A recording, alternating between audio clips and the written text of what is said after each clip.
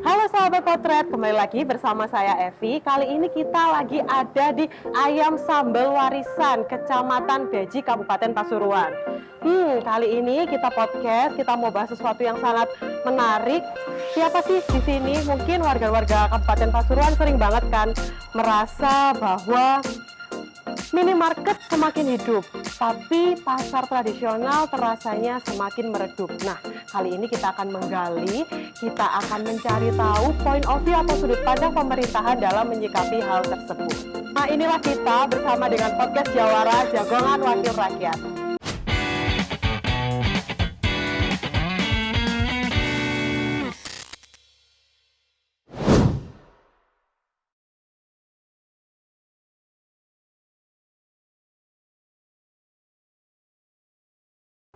Assalamualaikum warahmatullahi wabarakatuh. Om Swastiastu, salam sejahtera bagi kita semua. Nah, kali ini saya sudah bersama dengan Bapak-Bapak Komisi 2 DPRD Kabupaten Pasuruan, Bapak-Bapak yang kali ini akan membantu kita memaparkan kepada kita bagaimana sih tentang situasi dan kondisi pasar tradisional dan minimarket yang ada di area Kabupaten Pasuruan. Kita akan perkenalan terlebih dahulu. Monggo, yang pertama Bapak Haji Arifin. Assalamualaikum warahmatullahi wabarakatuh. Saya Arifin dari fraksi PD Perjuangan Komisi 2, dan hari ini bersama-sama program kami Jawara, Jagongan Bersama Rakyat, dengan teman-teman dari media. Semoga bermanfaat. Terima kasih. Silakan yang selanjutnya memperkenalkan diri Bapak Haji Elias. Assalamualaikum warahmatullahi wabarakatuh. Nama saya Elias dari fraksi Gerindra Dapil Gempol Beji Bangil satu khususnya. Saya ada di Komisi 2 bersama rekan-rekan Mas Arifin dan Mas Heru, dan ada yang lainnya nanti untuk menyambung lidah di Jawara. Terima kasih. Assalamualaikum warahmatullahi wabarakatuh. Selanjutnya, silakan memperkenalkan diri kepada Pak Haji Heru. Terima kasih. Assalamualaikum warahmatullahi wabarakatuh. Nama saya Heru Ferry Nur Cahya dari fraksi PDI Perjuangan. Kali ini kita ada di Jawara, Jagongan Wakil Rakyat, yang membahas terkait masalah pasar tradisional. Kebetulan saya di Dapil 6, wilayah Prigen, Sukoharjo, Pandaan. Kita membawai ada 3 pasar, Pandaan, Prigen, dan Sukoharjo. Ya, seperti apa nantinya kita bedah bersama-sama. Terima kasih. Terima kasih ya Bapak-Bapak sudah menjadi narasumber terpercaya bagi kami, bagi pendengar setia podcast Jawara. Nah, tapi kita kali ini seperti yang saya sudah spill, kita akan membahas soal pasar, Pak. Sesuatu yang cukup awam, sesuatu yang cukup mudah dipahami, tapi kalau diulik-ulik dalam juga pastinya ya kan. Tentu saja Sobat Potret Media, Sobat Podcast Jawara, tonton terus, dengarkan terus sampai habis bagaimana point of view-nya para pemerintah, para wakil rakyat ini menyikapi isu-isu yang ada di pasar. Oke, untuk yang pertama, kita ada sebuah isu, Pak, yaitu tentang persaingan pasar. Nah, Pak Arifin, ya, selaku anggota Komisi 2, kalau kita keliling Pasuruan, minimarket itu seolah tumbuh di mana-mana. Sini, di gang sini ada minimarket, di sana ada minimarket, ya kan? Sementara banyak pasar tradisional itu yang terkesan kumuh, kurang kekinian, tidak terawat. Nah, bagaimana Pak Arifin dalam menyikapi hal tersebut, Pak? Ya, terima kasih. Saya akan mengulas balik bahwasanya pasar ini adalah ruh daripada kegiatan masyarakat bawah, ya, wong cilik, ya. Oleh karenanya pasar ini bukan hanya untuk ruang transaksi ekonomi, tapi di sisi lain secara politik juga akan nampak. Jadi keterpihakan pemerintah terhadap wong cilik ketika pemerintah ini benar-benar mengurus pasar. Apalagi hari ini kalau pasar tradisional ini nggak kita urut, maka sarana transaksi wong cilik ini akan terputus. ya, karena banyak retail, banyak minimarket modern yang langsung masuk ke wilayah-wilayah lingkungan ya, yang jauh dari pasar tradisional. Karena pasar tradisional ini kan tidak setiap desa ada, tidak setiap kecamatan ada. Jadi ada 15 pasar yang ada di Kabupaten Pasuruan. Ya, ada 15 pasar yang ada di Kabupaten Pasuruan. Ini jauh dari lingkungan, tapi sampai hari ini alhamdulillah pasar-pasar itu tetap berjalan. Tapi transaksinya ini tetap memakai model tradisional, ya. Oleh karenanya pemerintah ini akan terkesan baik, terkesan memperhatikan masyarakat ketika pemerintah daerah ini, pemerintah pusat ini memperhatikan infrastruktur yang ada di pasar-pasar tradisional supaya wong cilik ini tidak kalah untuk berbisnis. Kalau ini dibiarkan, salah satunya sarpas, ya. Kemudian transaksinya ini harus ada pelatihan. Contoh, hari ini masyarakat Indonesia ini lebih cenderung ke model yang digital untuk pembayarannya. Maka harus ada pelatihan kepada pelaku pasar oleh dinas terkait yang ada di pemerintah daerah. Ya, pakai QRIS atau pakai yang lainnya. Nah, ini harus ada pelatihan supaya untuk menumbuhkan semangat lagi. Ya, semangat lagi. Itu yang pertama. Kemudian kehadiran pemerintah di pasar ini terkait masalah desainnya. Banyak pelaku pasar ini yang rebutan, maunya ada di depan semua, dan di belakang nggak mau, karena konsumen lebih cenderung ketika melihat yang diinginkan langsung dia berhenti parkir dan beli. Oh, iya. Sedangkan di kios yang di dalam itu barangnya tidak kalah, kualitasnya, ya harganya juga tidak kalah murahnya, tapi karena pusingnya di dalam, maka tingkat penjualannya rendah. Oleh karenanya ini harus ada desain. Salah satu desain model pasar ini nggak seperti hari ini. Jadi nanti ada kayak drive-thru gitu. Jadi modelnya, gedungnya ini tiap kios ini ada aset jalan pakai mobil, pakai sepeda motor. Nah, sehingga orang itu gampang. Hari ini yang kita pelajari, yang kita amati, masyarakat itu ketika mau parkir aja sulit. Karena area pasar sangat sempit untuk parkir. Kemudian apalagi di pihak ketiga dan sebagainya. Ya, keamanan dan sebagainya kurang terjamin. Orang akan males. Kemudian jauh dari pelaku pasar.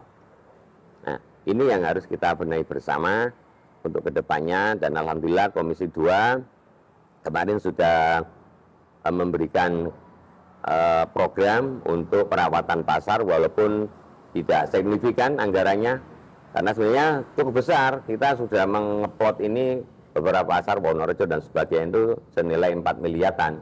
Mengingat ada efisiensi dari pemerintah pusat, maka ini kita mengeplot sekitar 200 sampai 400 ribu per pasar di tahun 2026. Ini sementara itu. Wah, terima kasih. Yang saya tangkap di sini kesimpulannya yang pertama memberikan pelatihan terkait adaptasi dengan era digital. Betul begitu ya Pak ya.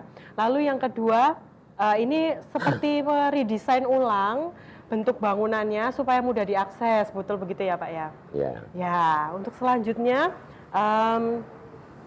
untuk data dan faktanya sendiri ketika di lapangan dalam segi atau dalam sisi pemberdayaan ekonomi, apakah benar masyarakat ini pelan-pelan sudah mulai meninggalkan pasar tradisional? Monggo Pak Heru atau Pak Elias bisa membantu jawab. Ya, terima kasih. Jadi sebenarnya itu bukan meninggalkan, Pak. Karena warga itu inginnya dekat. Apalagi kalau penjualnya itu murung. Kan semuanya tergantung dari ini, penjual. Kalau penjualnya itu bagus, penampilannya, terus luwes, sabar, bagaimana Bu, ini kan bisa. Kadang-kadang gini, masyarakat itu yang setahu saya itu minta nyaman. Nyaman. Poin kan? penting ya, Iya, nyaman. penting sekali. Terus dari keamanan juga, ya. Tapi kalau saya lihat sekarang itu memang ada banyak yang terjadi itu banyak pasar keliling, pakai sepeda roda 3, kadang gerobak, kadang pickup, itu banyak sekali. Makanya tergantung dari kesadaran. Makanya nanti kita buat event-event yang luar biasa di pasar-pasar modern itu. Kalau ada eventnya, terus ada kegiatan lain, itu insya Allah pasar itu ramai kok. Saya yakin ramai. Karena jenuh pasar kok gitu-gitu aja. Nah nanti kita terobos langsung, nanti sama komisi ini kita meeting terkait ini, rapatkan supaya pasar itu ramai, tidak seperti sekarang. Walaupun minggu itu pasar itu kadang ya tetap seperti itu. Ya, makanya kita harus bagaimana mendobrak. Cara mendobrak mudah sekali kok. Nah, itu makanya ada event apa, event yang lainnya kan banyak event-event itu di Pemda itu. Jadi tergantung dari ini pengelola pasar. Kalau pengelolanya pasar ini bagus ya, saya kira bagus. Seperti itu. Jadi kami simpulkan bahwa memang sebenarnya kalau meninggalkan itu tidak sepenuhnya meninggalkan ya Pak ya. Sebenarnya kebutuhan tuh masih tetap ada karena kita pasti mencari yang dekat, mencari yang cepat dan juga yang nyaman. Lah kata kuncinya ada di kata nyaman. Nah, apalagi kalau jualan sembako itu jujur aja ya. Kita ngambil keuntungan 500 perak, itu sudah banyak itu. Yang penting timbangannya itu jangan dikurangi. Nah, itu nanti bisa menarik dari para pembeli, konsumen seperti itu.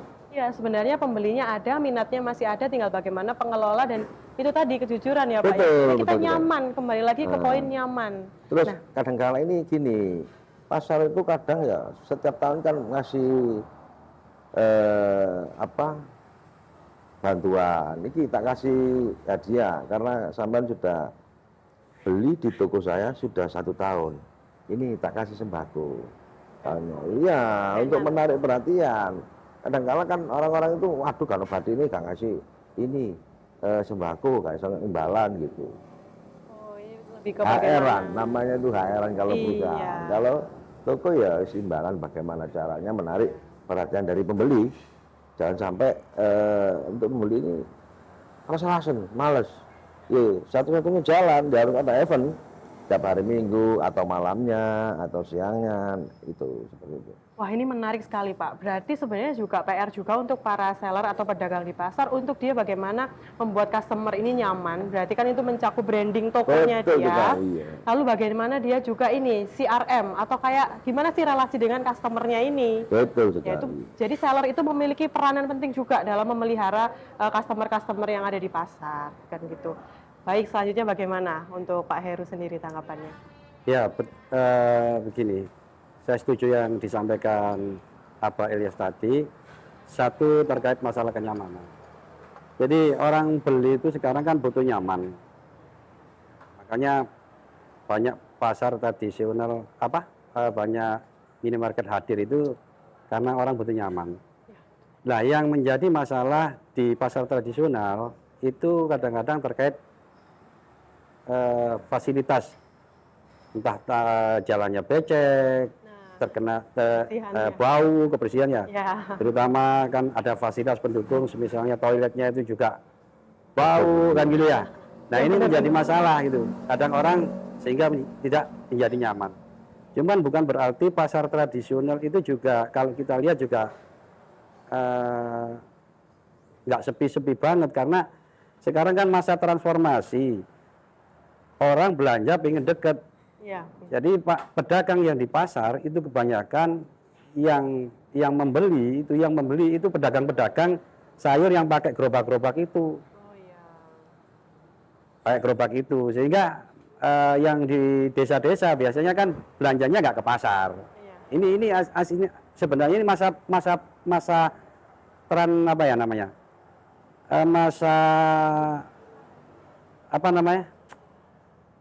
Transformasi ya. Iya.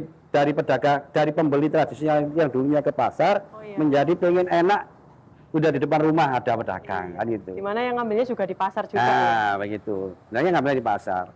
Cuman kalau kita ingin pasar itu tetap seperti zaman dulu ya harus kita budayakan. Kalau zaman dulu waktu saya kecil kan, kalau nggak salah, kalau di Pandaan itu ada namanya pas selosoan gitu ya.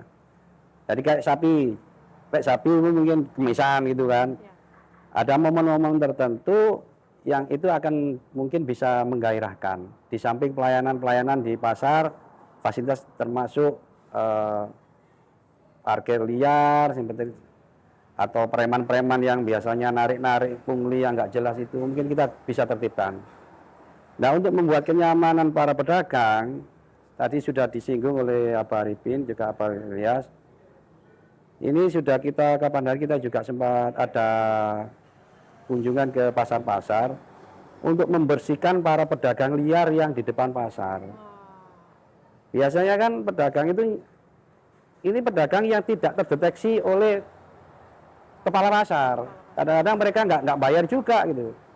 Jadi di jalan-jalan itu kan seperti ketilat ini kebanyakan bukan orang warga kita juga, warga lain. Yang ini nanti bisa menjadi catatan dari kita apa ya nanti ya. Untuk agar itu bisa diterbitkan. Jadi orang itu boleh kembali lagi nyaman. Nek ke pasarnya nyaman, masuk aksesnya enak, aman terus gak becek. Kan insya Allah nanti semua akan kembali seperti yang dulu lagi. Wah, luar biasa ya teman-teman. Kita sudah mendengarkan pemaparan dari 3 narasumber bahwa sebenarnya memang faktor utamanya itu ya kenyamanan. Tapi kalau dibilang turun atau meredup itu sebenarnya bisa jadi karena perpindahan transformasi itu tadi. Jadi end user ini atau pengguna ibu-ibu seperti saya nggak langsung belanja ke pasar, tapi belanja depan rumah, di mana yang depan rumah ini juga ngambilnya dari pasar. Nah itu ya sebenarnya. Oke, yang selanjutnya ini hal yang cukup krusial. Saya akan bertanya kepada Pak Ilyas ya. Kita punya aturan terkait jarak atau zonasi. Tapi faktanya seringkali minimarket itu berdiri di depan atau di dekat pasar tradisional. Nah, secara hukum dan regulasi, di mana celahnya sih Pak? Apakah perda kita kurang jalan atau seperti apa? Jadi sebetulnya itu kita mau bertindak sesuai dengan aturan. Kita sinkronkan dulu dari OSS pusat sama aturan daerah yang sudah ada, serta pentingnya perlindungan hukum bagi masyarakat kita. Memang kalau kita tindak tegas semua, toko-toko ini banyak macet, nanti kasihan. Ya kita lihatlah dari posisi lain, Indomaret sama Alfamaret, dulu jaraknya kan 1.000 meter. Sekarang berapa? Deket-deket kan? Iya benar, deket ya, banget. Jadi bagaimana lagi? Dari zaman dulu itu sebelum Mas Rusdi itu sudah ada. Kita mau bertindak karena sudah nyaman, bagaimana gitu loh. Kan itu juga income-nya daerah. Seperti itu. Nah, makanya kita harus bedah dulu dari OSS-nya, perizinannya bagaimana nanti. Ya. Apakah dampaknya itu bagus atau tidak? Kalau tidak bagus bagaimana? Kan seperti itu. Nah, kita sebelum melangkah ya kita bicarakan dulu sama pimpinan. Ya. Lalu bagaimana langkah Komisi 2 kalau ada izin yang jelas-jelas melanggar aturan zonasi? Nah, itu nanti ada tindakan tegas dari Satpol PP. Oh iya. Ya, itu nanti Satpol PP menyampaikan dikasih satu peringatan 1 atau 3 kali, nah kita tindak tegas seperti itu. Oh iya. Ya keren sekali. Jadi sebenarnya sudah dipikirkan juga ya, sudah dipikirkan resikonya, dampaknya, langkah yang harus dilakukannya seperti apa. Cuma memang memerlukan itu tadi, membedah OSS-nya itu ya Pak ya? Betul sekali, makanya itu tergantung dari kebijakan dari Mas Bupati sekarang. Kalau Mas Bupati tidak apa-apa sudah, karena sudah berdiri ya sudah. Kalau memang keinginannya masyarakat, Pak, ini di kampung-kampung ini bagaimana Pak caranya untuk bersaing dengan Indomaret, Alfamaret, kan seperti itu. Bisa itu, gampang sekali mudah, tergantung dari pemikirannya. Jadi warga itu kadang ya toko Indomaret depan, terus kampung ada toko Indomaret depan, itu bisa bersaing. Contoh nih warung Madura, toko Madura. Iya, 24 jam loh Pak. 24 jam buka. Nah, seperti itu. Kadang-kala gini, memang ya tergantung dari pembeli. Kadang pembeli itu menyampaikan ke toko, Pak, Bu, saya utang dulu. Wah ini, akhirnya apa? Sama-sama tetangga bermusuhan. Gara-gara jangan, ini saya utang bank untuk membuka toko. Nah, ini juga menimbulkan sepi dari tokonya. Banyak sekali seperti itu. Kadang-kala itu ada yang 1 minggu belum dibayar. Tunggu gajian, Pak, Bu, tokonya ini belum saya bayar, saya utang dulu. Ini menyebabkan kemacetan dari toko. Seperti itu. Jadi sebenarnya banyak faktor juga ya Pak ya. Faktor Bukan banyak hanya sekali, ya. cuman kita itu berdekatan, tapi juga ya itu karena sebenarnya yang membeli juga banyak. Betul, Pembeli betul. juga berhak memilih ya. Kalau saya mencoba memahami dari sisi pembeli. Nah, lah Contohnya pembelinya kayak itu kadang utang. pembeli kadang tidak tahu menahu, pokoknya aku utang bonse karena ini tetangga bon ya Bu ya. Lah ini terjadi sudah di mana-mana. Ya, jadi sepinya dari situ. Kalau Indomaret kan cash. Iya, Nah, harus mau tidak mau. begitu ini sudah punya uang, masyarakat kadang-kala itu gengsi. Oh, aku belanja di Indomaret. Oh, aku belanja di Alfa, gengsi. Karena terkait gengsi ini orang-orang mau, padahal ini sudah masih punya tanggungan dari toko. Masih tanggungan banyak sekali. Toko itu agak sepi, jam 12 orangnya tidur. Ayo kita ke Indomaret. Ini banyak. Ya, setuju, macetnya seperti itu. Kasihan kan sebetulnya, iya. Nah, kalau Indomaret sama Alfamaret harus bayar cash tunai. Nah, ini harus punya pemikiran yang beli-beli pada tetangganya Yondang Saurono. Cek podo enake. Biar sama-sama Iya, jalan. podo jalani kan itu. Untung loh dikasih bon, banyak sekali seperti itu. Makanya sekarang itu satu RT kadang ada 4 toko. Wih, Ya coba dilihat, satu RT ada 4 toko, meracang itu ya, bener kan? Nah, wah terima kasih, Bagaimana? terima kasih. Sangat menjawab sekali. nah iya.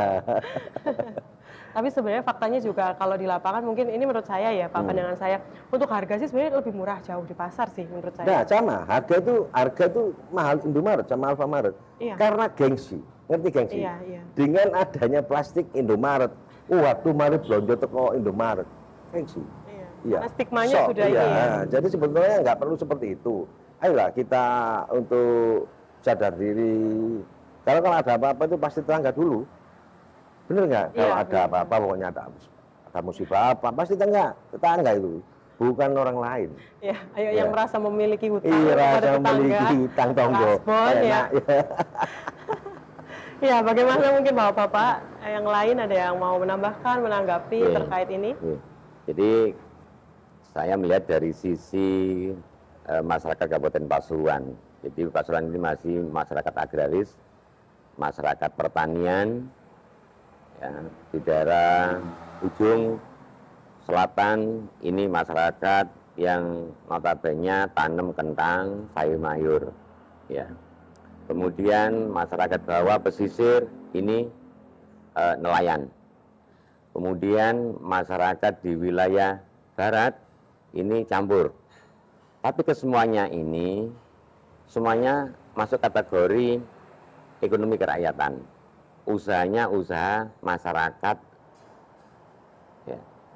Yang barang tentu ini nanti pasarnya, marketnya ini di pasar tradisional, bukan di pasar modern, ya.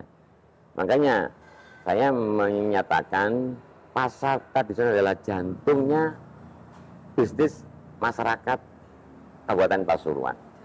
Ini yang perlu digarisbawahi dulu, supaya nanti masyarakat Kabupaten Pasuruan ini tidak merasa kikuk ketika, wah ini mau tidak merasa bingung, mau saya pasarkan kemana hasil pertanian saya ini.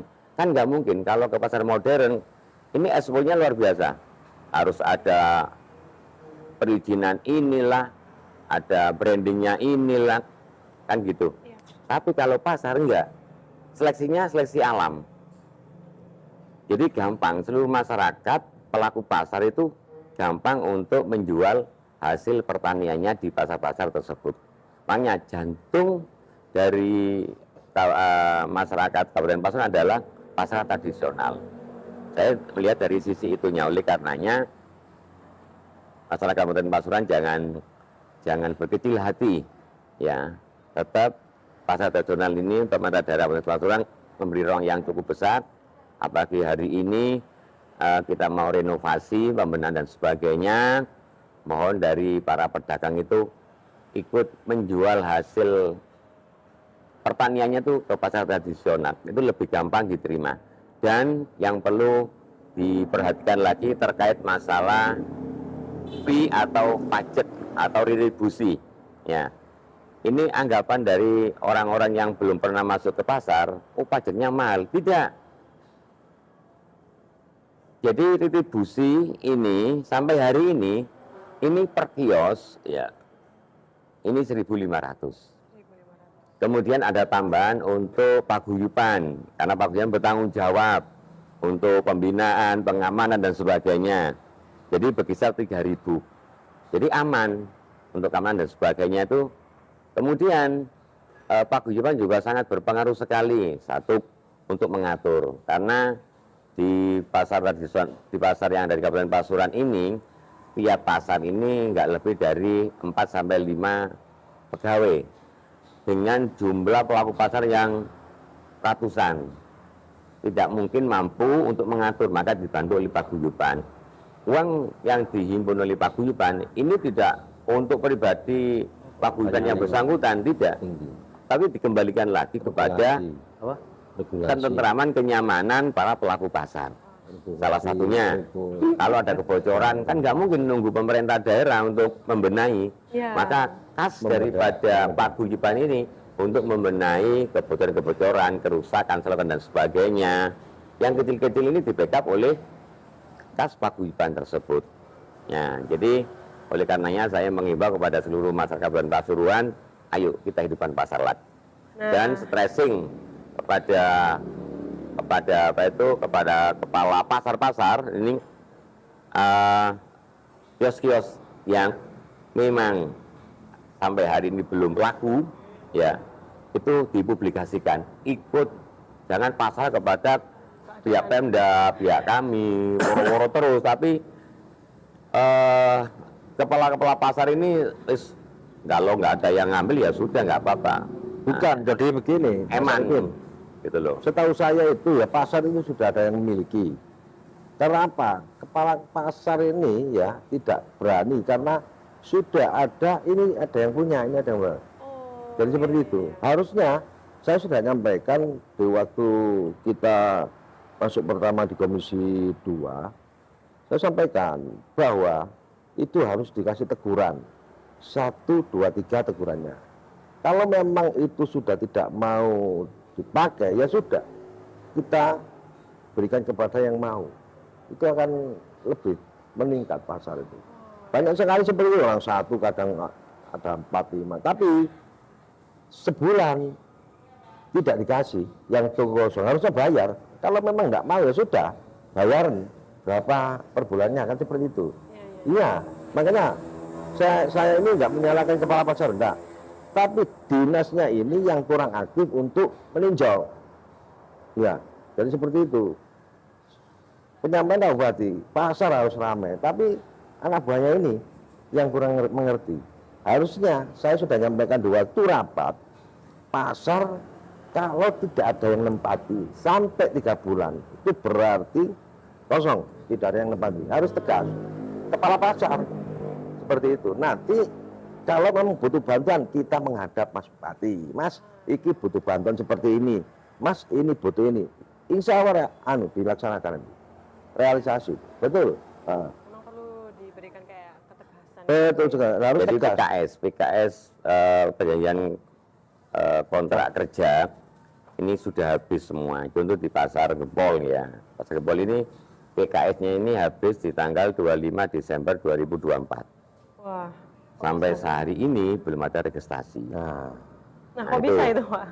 Ya, ini kelemahan dari dinas. Harusnya dinas ini karena Perbub ini masih mengacu pada era sebelumnya Mas Haji Rusti Sutejo sebagai Bupati Pasuruan. Jadi gini lagi Mas. Ini belum dirubah. Jadi ini cukup menarik ya kalau membahas pasar ini menarik sekali. Karena apa? Orang 1 itu pegang pasar 4. Wah. Padahal satu ini nggak laku, satu nggak laku, yang satu cuma laku satu, tapi nggak ditempati, kosong. Nah, Iya, iya. orang lain pasti mau tanya, ini milik siapa? Kan seperti itu. Nah, ini harus ada ketegasan dari dinas. Mas, Ya, Desperindak. Kuncinya ada di Jadi seperti itu. pemantauan dan ketegasan ya. betul sekali. Kalau dinasnya nggak tegas, sudah berhenti saja. Berarti nggak mampu menjalankan tugas. Iya. Ini benar nggak? Tuh. Jadi mungkin sedikit saya tambahkan. Iya, iya. Terkait masalah pasar modern itu sebenarnya itu sudah ada aturannya lewat Perpres maupun Permendak ya. Tapi itu sebenarnya bukan menjadi persoalan karena namanya kita kan negara ini bergerak terus maju. Hmm. Bagaimana Nggak mundur, kan? ya nggak mundur terus maju. Bagaimana semua akan menjadi modern gitu. Nah, ketika semua orang yang memang sudah pasar modern ini kan diciptakan bagi mereka yang punya yang di kalangan atas dan menengah. Iya. Nah, kebanyakan mohon maaf sekali saudara-saudara kita yang mungkin harusnya tidak masuk ke sana belanja ke sana. Tapi butuhnya tadi itu nyaman, butuhnya nyaman tadi. Makanya ini menjadi PR bagi di pedagang tradisional ya. Iya. Menjadi PR gimana caranya dirubah cara pelayanan maupun apa. Ambil contoh tadi yang disampaikan Pak Haji Ilyas, Toko Madura. Toko Madura itu kita apresiasi. Bener saya apresiasi. Kenapa mereka ramai? Karena on time gitu. Iya. Mulai dari 24 jam. pelayan 24 jam selalu hadir. Lalu lengkap juga. Iya, ya. kita nggak menutupi itu, nggak apa kata orang gini, enggak, kita memang seperti itu. Nah, kita harus memang apa ya, anggap saja terkait masalah modern dan tradisional itu biasa hal persaingan gitu. Tapi bagaimana caranya pasar tradisional ini tetap bisa bertahan? Yaitu tadi caranya, mulai dari tempatnya yang corok, yang fasilitasnya kurang, kita perbaiki nanti. Memang ini pasar itu di mana-mana ya memang bau. Iya. Karena tergantung dari kebersihannya. Kesiannya. Ya, terus ipalnya. Seperti itu. Pasti itu. Karena pembuangan saluran airnya harus jelas. Harus ada ipalnya bagaimana untuk menampung zat-zat yang berminyak. Itu Dari biar pasar itu. bagus. Jadi keluarnya air itu bagus, putih. Potong ayam biasanya yang Potong ayam, Oh, yang darah-darah gitu ya. Potong ayam itu nggak dipotong di situ, ada RPA-nya. Kalau ada Harus ini nggak ya. boleh itu. Ya. Boleh. Nggak boleh itu di situ. Kalaupun ada, itu harus ditindak tegas. Karena sudah ada wadahnya, namanya Juleha. Kan iya. Juleha nanti. Karena ini itu program Oh, lain, program. lain. bukan Juleha nama orang, bukan. Program ya. Bukan Iya. program Juleha. Wah, Seperti itu. menarik sekali ya. Berarti kayaknya perlu dilakukan ini pemetaan apa-apa aja sih yang menyebabkan orang-orang itu tidak nyaman belanja di pasar, misalkan dari faktor kebersihan. Nah, kenapa kok dia tetap bersih, tetap nggak bisa menjaga kebersihan? Oh, ternyata ada yang mampet, ternyata pedagangnya mungkin yang kurang tertib tadi, Nah, yang potong-potong atau kebersihan, apa gitu. kebersihan. Jadi perlu Sampah-sampah. dipeta-petakan penyebabnya apa, baru pemerintah akan menindaklanjuti, bukan begitu? Betul. Jadi Kalau pengamatan saya hari ini setelah Komisi 2 ini sering turba ke beberapa pasar yang ada di Kabupaten Pasuruan, kita sudah mendapatkan masalah. Jadi kita sudah mengantongi beberapa masalah, Isu ya. masalah di pasar. Ya. Jadi yang pertama adalah belanja masalah. Apa sih masalahnya di pasar itu apa saja? Iya, apa aja itu Pak Itu. masalahnya di pasar? Wah, menarik Salah sekali ini. satunya itu kebijakan pemerintah. Ya, tuh pemerintah. Itu nggak akan lepas. Pemerintah ini sangat dominan sekali untuk menstressing, memberikan tekanan supaya pelaku-pelaku ini disiplin. Oh iya. Ya, kan orang itu takut ketika berhubungan dengan masalah hukum. Tapi kalau nggak berhubungan dengan masalah hukum, sudah orang akan santai-santai saja. Tapi kalau SOP-nya itu jelas dan dilaksanakan, sebenarnya kalau SOP-nya jelas, produk kami sangat jelas sekali. Contoh, pasar modern ini jaraknya hukumnya wajib 1 kilo. Nah, wajib 1 kilo, tapi terjadi hari ini apa? Nggak sampai 1 kilo ada. Itu. Nah, itu. Dan ini sudah menjamur di wilayah Kabupaten Pasuruan dan kabupaten yang lain. Kenapa ini nggak didisiplinkan? Tuh. Itu disiplin. Jadi pemerintah harus hadir memberikan tekanan karena sudah ada SOP-nya, ada perdanya, dan Satpol PP selaku pelaksana penegak perda ini harus benar-benar jalan kerjasama dengan instansi yang terkait, bukan cuma dari Dinas Perdagangan dan Koperasi yang bekerja, tapi dari dinas yang terkait juga harus sama-sama bekerja. Itu yang pertama. Jadi pemerintah harus hadir menegakkan disiplin. Kemudian setelah itu baru memberikan banyak masalah lagi terkait masalah sarpasnya tadi, infrastrukturnya tadi. Iya, iya. Itu harus dibenahi. Fasilitas, Jadi ya. sekarang modelnya masyarakat yang dilakukan oleh Pak Cilia, Pak Jeru, masyarakat modern ini kan maunya itu yang bersih dan sebagainya. Iya, benar. Jadi harus hadir di situ, mendesain lagi, merubah tatanan itu. Oh, mau nggak mau harus adaptasi Harus dengan ini harus ya. ada desain baru. Ya. Nah, Saya baru pikir- nanti bisa saya pikir mengikuti begini. real-nya keinginan konsumen. Jadi Nah. begini Mas Arifin, sebetulnya walaupun tidak ada bangun lagi tidak masalah. Yang penting satu kebersihan kok Mbak. Iya. Kalau kebersihannya bagus, itu luar biasa. Contoh ya, untuk membersihkan ikan, kadang di situ ya. Iya, iya. Membersihkan Iya. ikan, nah airnya dari kebersihan ikan ini sudah 1 kali 24 jam tidak jalan, sudah tahu pasti. Iya, benar. Sudah Makanya menyengat ya. kita saluran air harus jelas. Terus untuk pembersihannya itu di tempat walaupun di situ tidak apa-apa, tapi harus jelas pokoknya. Wah, diskusinya seru sekali, menarik sekali, heboh sekali gitu ya. Kita jadi tahu point of view dari pemerintah ini seperti apa, peraturannya bagaimana. Dan memang yang saya highlight di sini kita perlu lebih tegas lagi, kita perlu lebih ini ya, yang itu tadi disampaikan sama Pak Arifin, kita perlu memberikan solusi-solusi dibedah satu persatu apa saja keresahan masyarakat ini. Dan tentunya nggak perlu khawatir, pasar tuh selalu akan ada pembeli, tinggal bagaimana kita harus bisa adaptasi dengan era yang saat ini, dan tentunya pemerintah sudah mengusahakan semaksimal mungkin. Nah, untuk ini closing statement, saya minta dengan hormat Bapak ini memberikan pesan dan kesan atau pesan-pesan untuk pendengar setiap podcast ini Jawara. Monggo, mungkin dimulai dari Pak Arifin terlebih Ya. dahulu. Terima kasih. Closing di podcast ini saya menyampaikan kita harus selalu dinamis dan adaptif. Ya, ini poin yang terpenting di era tahun 2026 ke atas ini. Kalau kita nggak dinamis dan adaptif, maka kita akan tertinggal.